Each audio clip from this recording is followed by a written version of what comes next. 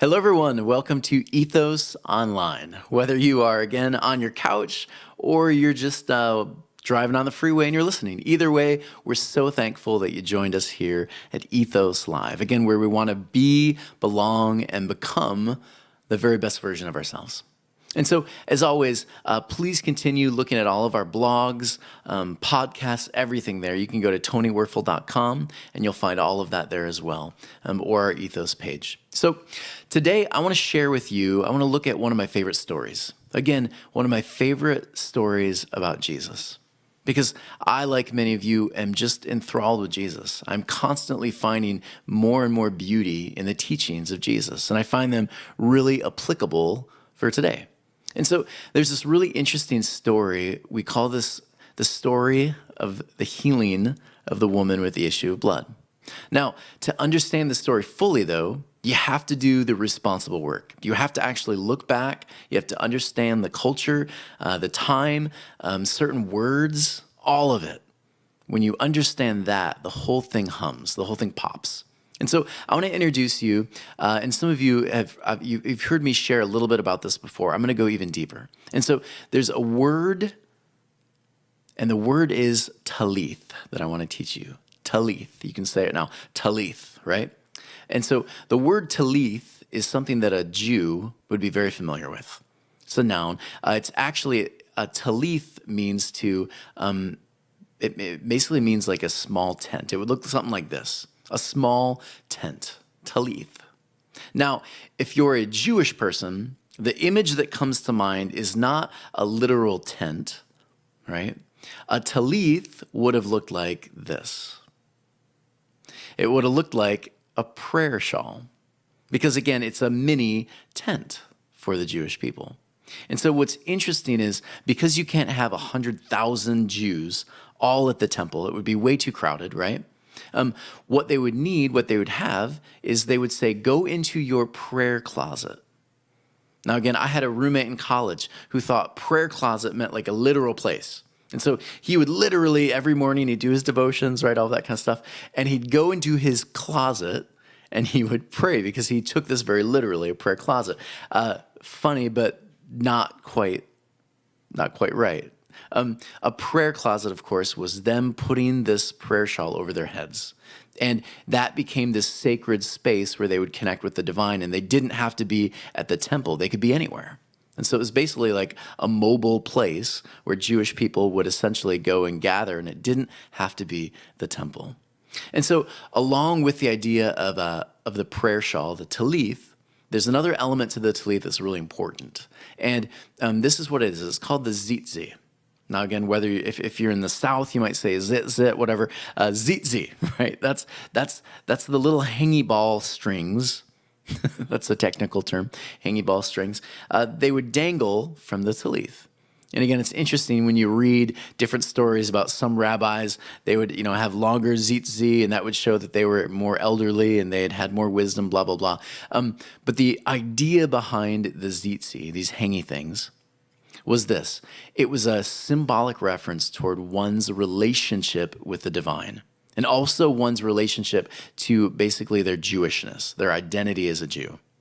And so it's interesting when you read stories like David, there's a story I used to read, and I always thought, that's a little weird. It's a little bit odd because David, we're told in the story, when Saul is chasing him, David has this moment, right, where he goes down to where Saul's encampment is in this cave. And we're told that, in fact, like the actual Hebrew, you'd have understood, he does this while Saul's probably going to the bathroom, which makes it even weirder and funnier all at the same time. He goes down into this cave, and we're told he cuts the hem of Saul's garment. And then he finds a way to sneak back up. Again, these are all epic stories. Take it literally or not, there's a meaning here. Don't miss it. So he takes this garment, this hem of the garment, up to the top of this little cliff, and he waves to Saul, and he says, look at this. And he's waving it at Saul. And so for me, when I was young, I used to always think, oh, he's basically like waving power in Saul's face. I could have killed you, right? That's the idea that I heard over and over again. But here's what David is actually saying to Saul. He's saying, your relationship with the divine You've severed it. And also this, like your identity as a Jew, it's gone. Yeah, pretty heavy, right? You have severed that relationship. You keep doing things that are against the idea of what brings peace, shalom. You're actually living against that very thing. And so as we continue moving on, the prayer shawl, the talith, zitzi, all of it, it has a lot of interesting history. And so there's even this idea that began to really take root just prior to the first century. And what would happen is this. As a rabbi was sharing about the Torah, the first 5 books of the Old Testament, he would share Torah, and it would be this grand occasion where people would go and celebrate Torah. Every time they brought out the Torah, there'd be a celebration. And the rabbi would sit on a stool, much like I'm doing now, and he would share interpretations from Torah, which would inspire and challenge, and then he'd have conversations with people over the Torah live. So there would be questions asked, and he would answer them, or he'd kind of create even more discussion around that certain passage you read. And so at the very end of this time together, though, what he would do is he would basically do this, much like this young man is doing. He'd raise his arms up, and what would take place here is that you would see him raising his arms, and it would look like a bird under the wings of the rabbi. Yeah. And so there came to be all of these different stories and rumors about different rabbis. If you went under the wings of the rabbi, it's there you might find more wisdom, or you might even be healed. And so all of these stories began to circulate about different rabbis, that if you went under the hem, right? If you touched the hem or went under the wing of the rabbi, you would find healing. Beautiful, right? And so there's a story. And the story goes like this. It starts in Luke 6. It says, and a woman having an issue of blood for 12 years. So again, an issue of blood for 12 years. You have to understand, this is a marginalized woman. Anytime in Jewish culture a woman was going through her menstrual period, they were supposed to be pushed outside of the community. They were pushed outside until that cycle was over. And so think about this. This woman has been outside of community for 12 years. She is marginalized. She has been completely pushed out. And so it's even more interesting to know, like the word 12 here is used. 12 always has this interesting symbolic value of basically the Jewish community, right? The 12 tribes. So she has been pushed out of Jewish community. She's no longer a Jew. Her identity is gone. Some of you are beginning to connect. Yeah, this is pretty powerful. And so she spent all her living upon physicians, it says, who could not heal any of this issue, couldn't help her with any of it. And it kind of reminds me, if you ever watched those commercials, similar to this one, they'll tell you, oh, this certain drug from Big Pharma, this is going to heal you. It's going to do all these things for you. A happy couple running on the beach, or a couple holding each other in the living room, whatever it is. And then at the end, there's always this little like side note, right? This medication might cause you to have cramps, bloating, irritable bowel, death, right? And so there's all these things. These physicians, they were not making her better. She was getting worse and worse and worse. And so again, understand the deeper implication here. She has been pushed out of community. She's seeking ways to get back into community. And seeking these ways through these physicians and other options is not bringing her back to community. She's not finding her identity outside of those things. Yeah? She's not finding them in those things. And so the story continues. It says this. She sees Jesus, first off. She's there with the crowd. Jesus is walking through. And it says this. She came up behind him, and she touches the border of his garment. Now, if you were like me and you grew up with these stories, right? Many of you heard the story kind of told that, she reaches out and she just touches the hem of his garment, and that's enough. Her faith heals her because she did everything she could. And even though it was just a little, even though she reached out and that's all she could do, that healed her. But again, think in terms of a Jewish person reading this. That's who wrote it, And that's who the audience was for. And so when you think about this, it's really a pretty heavy comment.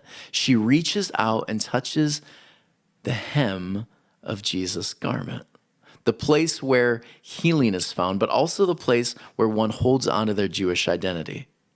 Jesus encompasses the idea of what it means to be a Jew, fully alive, experiencing life more abundantly. And she says, I want that. I don't want the other things I keep reaching out for identity. I want that.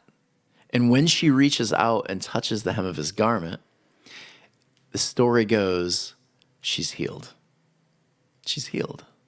Beautiful, right? I'm not going to keep searching for my identity, for healing through those things anymore. I understand Jesus encompasses it, and I want what he has. Yeah, so beautiful. And it continues. The story gets weird after this, as if that's not weird enough. It says, Jesus turns around and he gets a bit Star Wars. He says, who touched me? Right? Who touched me? I feel power. One of the translations says, I feel power has been pulled from me. Right? So interesting. I feel the good virtue has gone out of me. It sounds very weird, right? And it's almost like Star Wars Jesus. Right? Like Star Wars Jesus. In Star Wars Jesus at this moment, he says, who touched me? I want to know. And the woman, of course, falls to his feet. She says, it's me. I touched you, right? I touched you. And then Jesus says something really powerful there. Star Wars Jesus, right? He says, go in peace, sin no more. Your faith has made you well.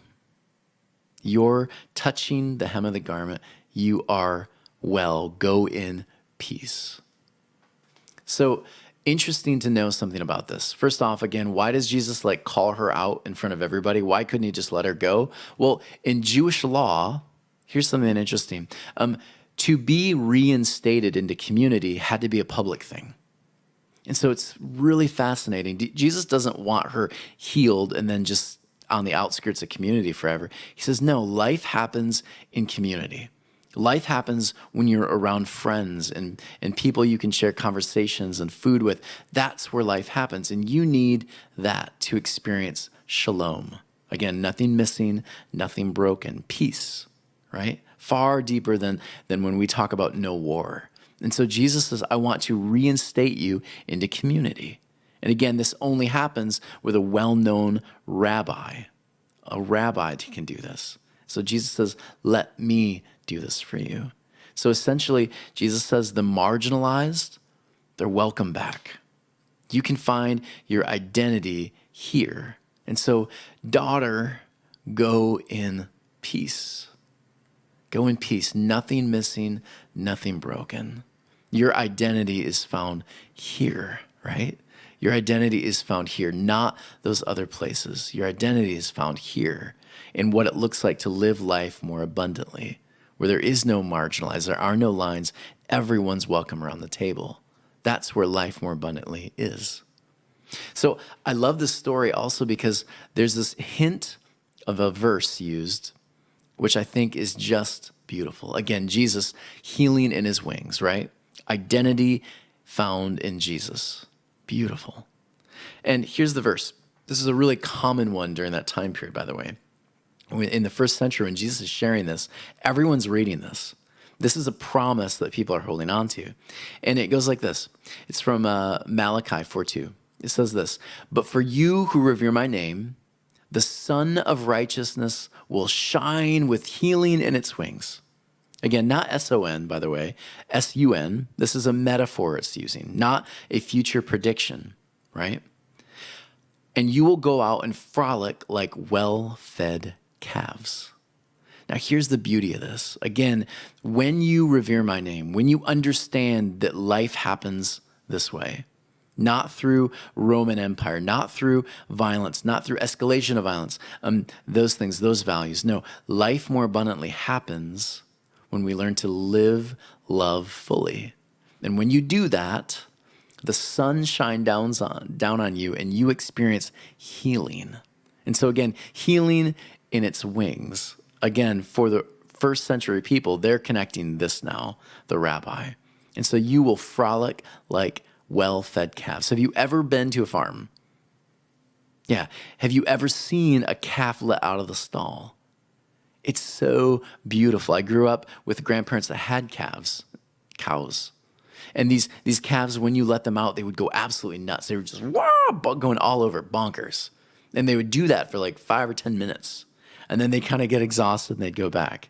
But it was so fun to watch. When someone experiences freedom, it just shows. Like, you can't hide that. Freedom, real freedom, people live differently. They talk differently. They interact with others differently when you experience real freedom.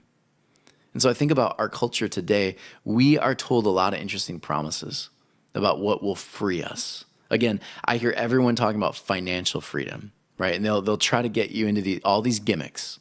Do this pyramid scheme, do this, experience financial freedom.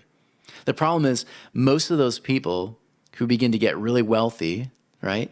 Most of those people that I know and love, they don't have that full sense of freedom either, just like us. They're not feeling all of a sudden, now I've attained the goal. Now I'm at $200,000 a year, whatever it is. Now I have freedom. Well, no, because we always find a way to enslave ourselves, don't we? That number, that amount of money is never going to fully satisfy and free us unless something else occurs. Think about this, like bargain shopping. We're moving closer to November. We're going to have this Black Friday happen, and everyone feels they just have to have this and this and this and this. And then again, 2 months later, we forget the junk is even there.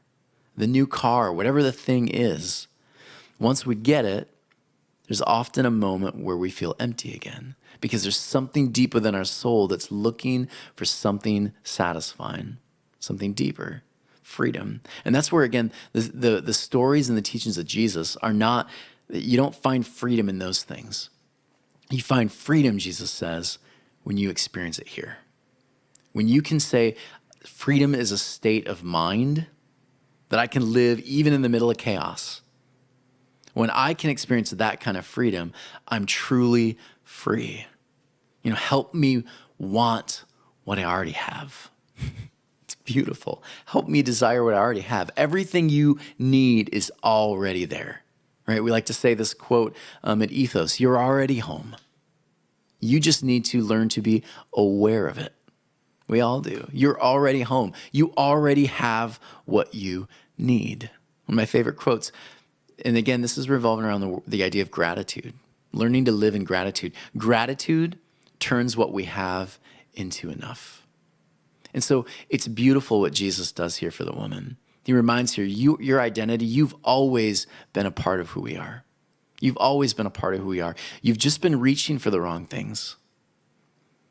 Don't reach out to those things. It's right there in your grasp. You've been wearing the prayer shawl this whole time.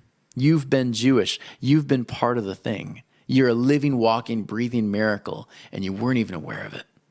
And so today, I might ask you to do the same. Take a few moments and look around. What are you grateful for? What's already there in front of you? What can be experienced and lived fully right here, right now? Take a moment and do that, and you too might find healing right there in the wings. Yeah, beautiful? I hope so. Anyways, everyone, thank you so much for allowing us to share more of these messages. And as always, please consider giving to Ethos. Ethos-Church.org/donate. We would love to have you participate with us. These videos, it takes a lot to put these out. And so give your tithe, your 10%. Give your donations, whatever you can give. Help us continue sharing this really important message to the world. We would love for this to be shared on YouTube, Facebook, everywhere you can. Please share these messages if they hit home with you. And if you're in the area or if you want to participate in live church online, we're going to begin doing this in October on the first, again, and third week of every month. We're going to be doing this where you can join us live and you can be a part. You can sit in your living room and have live discussions with us. And so if you're interested in that, please go to our page. Let us know you're interested and we'll set you up and we'll join you there. Everyone, we love you so much here at Ethos. We want to be, belong, and become the very best versions of ourselves. So as always, take care, everyone. Blessings, and may you live the kind of life where you experience shalom right here, right now.